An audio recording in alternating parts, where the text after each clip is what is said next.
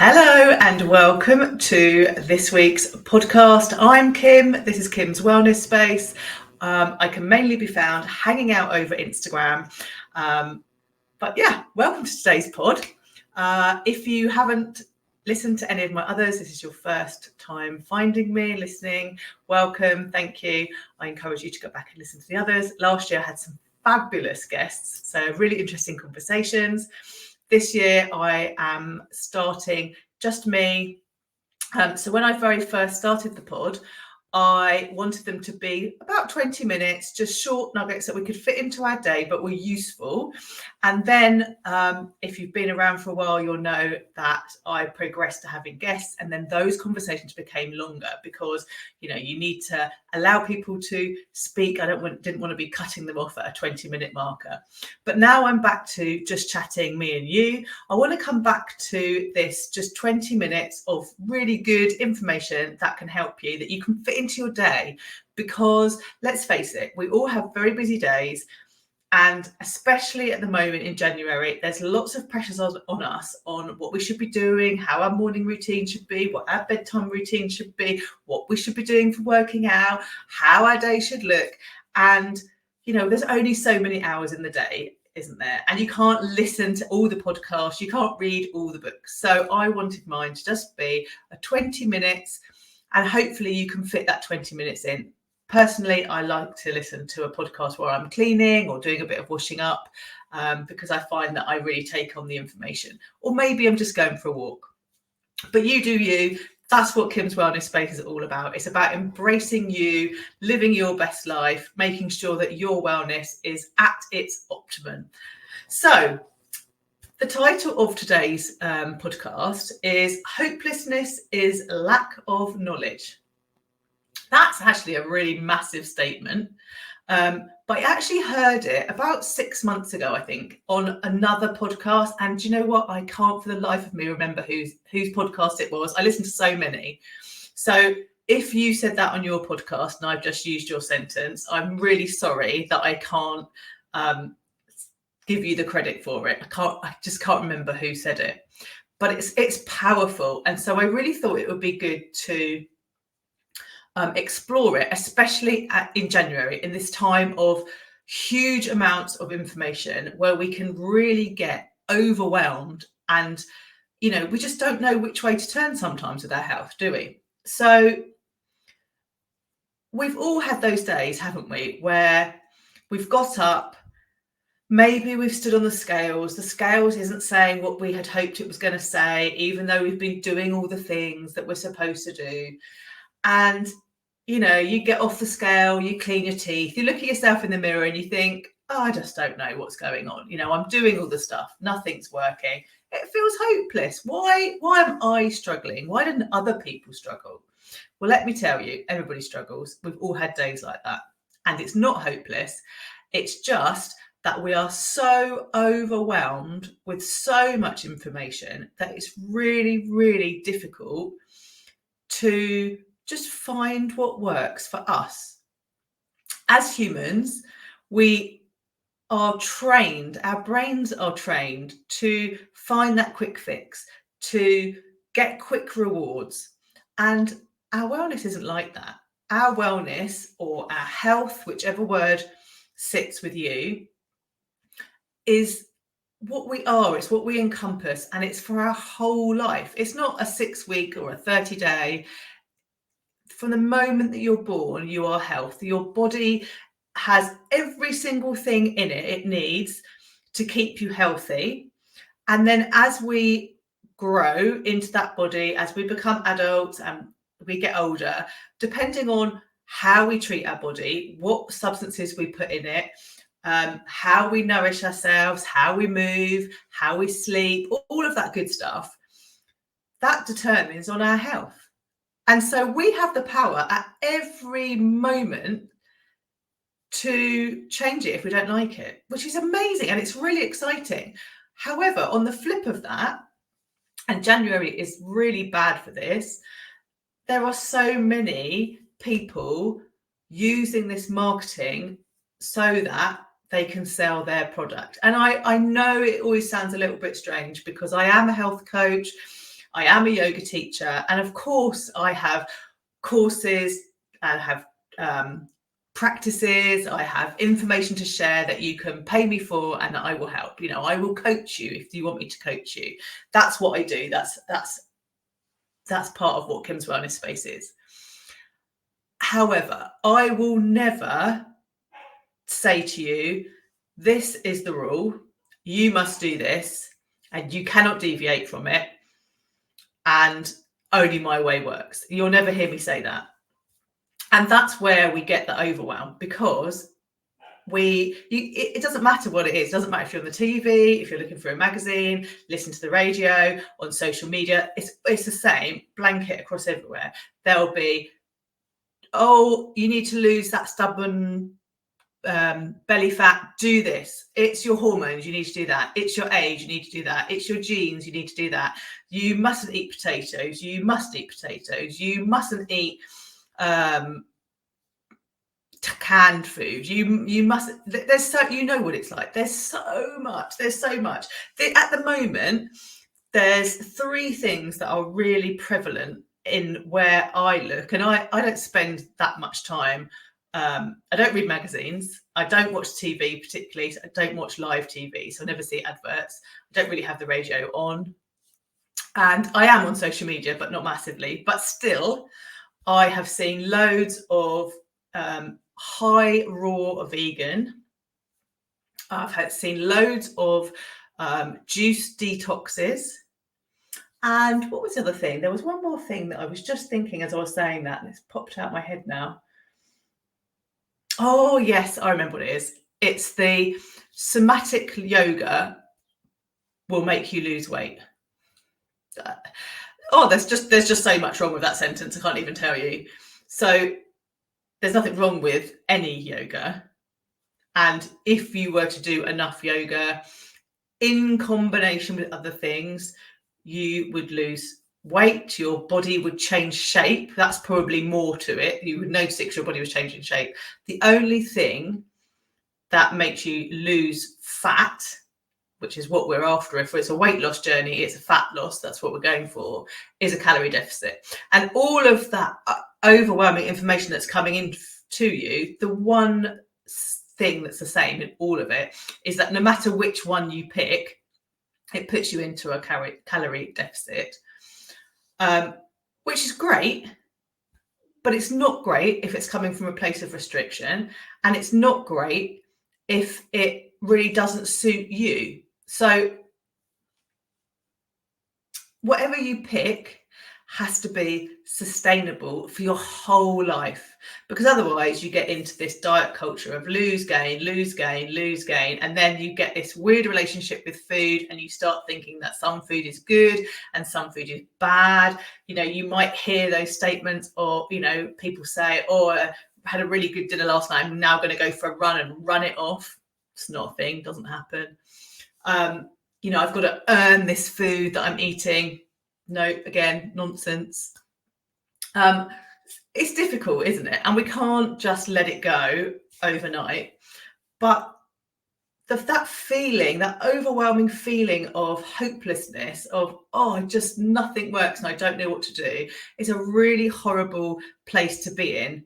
And there's so much information out there that we are so overwhelmed. So that sentence of hopelessness is a lack of knowledge. It's so right. And it's not that you don't know, because we do. We're inside, we always know. But there's so much information coming at us. We need to peel it away to find the knowledge inside. If we can peel away all the things that we don't like, everything that doesn't work, you don't have to do it because that woman over there in the office is doing it, or your best friend does it and it works for her. It doesn't matter. You can't compare yourself with anybody, and you can't compare yourself with what you did when you were 20 or 30 or in your 40s, because every decade of your life is different. Your body's changed, and it's changed because of what has come before, and probably how you feel now, because feeling have so much, because it's all mindset. And we hold on to really weird things that we don't even know we're holding on to, let me tell you. So to get rid of this hopelessness, to get rid of this overwhelm, and to find the knowledge that works for us, that's like the secret sauce that everybody talks about. That's the bit that you want. So how do you get that? How do you get that knowledge that works for you? Well, it's not really an easy way to do it. You can definitely do it by yourself. It's easier to do it with a coach, because as coaches, we are on the outside. We have no emotion. We are just looking at all the data that you're giving us, and then we're asking you questions, feeding things back. Have you noticed this pattern? Did you know you did that? And also, you did that really well. That was really good. Like, it's all about focusing on the wins.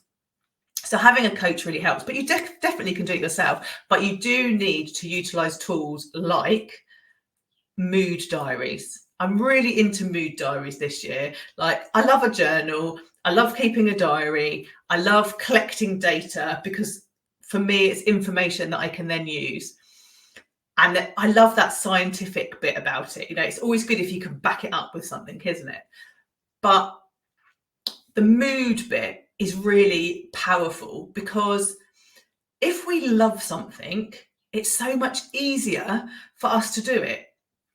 If we are doing it because our best friend's doing it, there's nothing wrong with that. I want to go for a walk, that she wants to go for a walk, we'll go for a walk together. Fabulous. We're both going to benefit from that walk. But if you hate walking, or you hate that route, or maybe you hate the time of day that you go, I mean, hate's quite a long word, maybe a strong word, maybe you just don't like walking in the morning, maybe you'd prefer to walk at lunchtime, say. But if you're doing it because that's what's best for them, you're going to really struggle. Every time you're going to be like, oh, we've got to walk now. I wish I could walk later. And then slowly things will get in the way, and it won't be your priority. And so probably what will happen is that you won't walk. However, if you said to yourself, do you know what? I love walking and I'd love to walk with you, but walking in the morning doesn't suit me. I am much better at walking at lunchtime. So do you know what? I'm just going to go at lunch, and maybe once a week we'll do it together. You are much more likely to want to get out there and do it because it works for you. And that's what you've got. That's the nitty gritty of it. Whatever you're doing for your wellness has to work for you, not for anybody else, but for you in this moment. So how do we find out? We just have to try. As we try, we write in our mood diary, this was really good and I liked it, or this was really difficult and I struggled. And if you know why you struggle, jot that down, and then after a week go back, have a look, and you'll find that there's patterns. Like, this food made me feel really energized, this food made me feel sluggish and tired. When I did this workout, I really enjoyed it and I felt amazing afterwards. When I did this workout, I really struggled, it was hard and I didn't really enjoy it. So that's really good. We do have to just acknowledge the fact that, particularly with working out, we're not going to love it every day. We're not going to love it all the time. We might go for a whole month where we're just like, oh, I just don't want to do it. But every time you get to that point where you're like, oh, I don't want to do this, that's the day that you just need to practice doing it. It doesn't have to be good. You don't have to do the whole thing. It might just be 10 minutes. It might be 5 minutes. You might just roll your yoga mat out and sit on it. But it's practicing showing up for yourself. And if you keep going and you keep turning up for yourself and you keep practicing, then if you're doing something that you enjoy for you, that works for you, the love of it will come back. The workouts that we don't want to do, that we do, they're the ones that mean the most. And when you look at that person and you think, wow, my God, they look so good, I don't know how they do it, that's how they do it. They're not perfect. They're not doing every single workout with full intensity. They're not lifting the heaviest weights every single time. They're not pushing their body to failure every single time, but they are showing up every single time without any compromise. They're just showing up. And so they're keeping it consistent. So a good way of looking at this is if we take the walking analogy. So say you want to walk every day. I'm going to walk every day, 7 days a week, and I'm going to walk for 3 hours. And I'm going to walk up a hill. That's what I'm going to do. So Monday morning comes, put on your shoes, you walk that 3 hours up your hill and home. And you are exhausted because, let's face it, on Sunday you didn't walk. Last week you hadn't walked. But all of a sudden you're walking for 3 hours up that hill. On Tuesday, you're aching and you're not sure that you want to really walk up that hill for 3 hours. But you've promised yourself you're going to, so you've got to, but you'll do it later. You might get out the door, but the chances are you probably won't because your legs hurt and you're tired and it's a bit rainy today and it wasn't actually that much fun walking up a hill for 3 hours. So you don't do it. And then on Wednesday, you're feeling really tired. You're feeling sorry for yourself, like you should have walked. It's Wednesday, you already didn't. Oh, it's just all hopeless. And then it spirals down and you don't walk. However, if you said to yourself, I want to set myself a goal, I'm going to challenge myself to walk every day this week for a minimum of 10 minutes. And anything over that 10 minutes is brilliant, but I'm going to walk a minimum of 10 minutes. So on Monday morning, you're up, you put your shoes on, you go, you do 10 minutes. You come home, yes, you did 10 minutes. Made me feel really good. I loved being outside. It was brilliant. Tuesday, you get up. Oh, it's a bit wet. It's okay. I can put on my raincoat. I'm going to go for it. It's only 10 minutes. I can be wet for 10 minutes. You go, you do it. You come back, you tick it off your list. Yes, 2 days in a row, I've done it. Maybe on Wednesday, the sun's out, you're feeling quite energized because you've done it the last 2 days, you've slept well, your nutrition's good, everything's great. So maybe on Wednesday, you go for half an hour walk.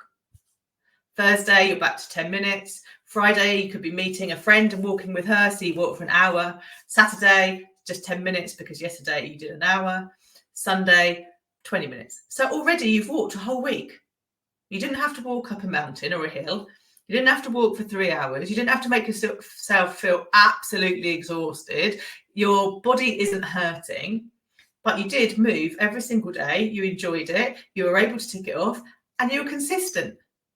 And that's the difference. It's finding what works for you and to keep going consistently, not overcommitting, because we can build. So, if you have been on Instagram, or if you're in my world, you'll know that just before the new year, my husband and I had COVID and I hadn't had it before and it absolutely knocked me for 6. And yesterday was the first day that I had left the house. We went out for coffee. It was very exciting. We went down the road, picked up some bits from the vets for the dogs, came back, and then on the way back, we stopped and had coffee. And we were laughing and saying, God, we're nearly halfway through January, and that's the first time that I've left the house, because literally a few days before I wouldn't have been able to do that. Definitely the week before I wouldn't have been able to do that. And this morning we walked the dogs. It's the first time I've walked this year. And it felt so good. I was also exhausted when I got back. But I know that I've just got to take little steps. And every day do a little something to just keep increasing my stamina and my strength, building myself back up. If I had got up and said, right, that's it, I should be better now, so I'm going to go back to what I was doing before, working out 6 days a week, lifting weights, skipping, walking, all the stuff that I was doing last year, I would absolutely be back in bed because I would have pushed my body too hard. So you've really got to listen to your body, find what works for you, find what you love, and then do it gently and consistently, without guilt, without shame, without any of that nonsense that we can so easily slip into. And that's the knowledge. That's where we find the knowledge. That's where we peel everything back. We get rid of all the overwhelm. We get rid of all of that noise. The hopelessness goes away and we find that knowledge. And that knowledge is what works for me, what works for you. We're all unique and individual. Our bodies all react differently. And when we find it, it's really exciting. Another really good example of this that I can tell you is push-ups. So some of my family and I are doing push-ups. We said we would do 10 push-ups every day in January. And it started off as 5 of us. There's 3 of us now. And we are doing our 10 push-ups every day. We have a little group WhatsApp, like everybody does, so that we can check in and be like, yep, done it.